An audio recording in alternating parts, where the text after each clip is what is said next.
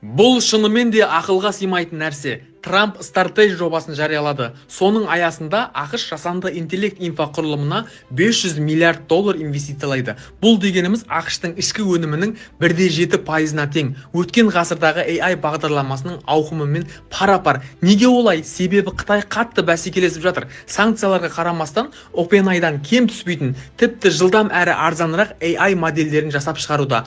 ақш мұны қауіп ретінде көріп, технологиялық жарыста лидерлігін сақтап қалғысы келеді. Бұл жерде мемлекет жасанды интеллект тек технологиялық мәселе ғана емес, бүкіл экономиканың, әскери қуаттың және елдің болашағының негізі екенін түсініп отыр. Бізге бұл нені білдіреді? Тек қана бір нәрсені: жасанды интеллект индустриясы өте жылдам қарқынмен өседі. AI инженерлер мен мамандарының жалақысы өседі. Жасанды интеллектке байланысты стартаптарға қаржы ағыны күшейе береді. Қысқасы, жасанды интеллект ол болашақ, және ол біз ойлағаннан да тез дамып келе жатыр. Егер сен шетте қалып қоймай, осы тақырыпты тереңнен түсінгің келсе, дәл қазір комментарийға Ж деген құпия сөзді жаз, сонда мен саған жасанды интеллект бойынша тегін курсымызға сілтеме жіберемін.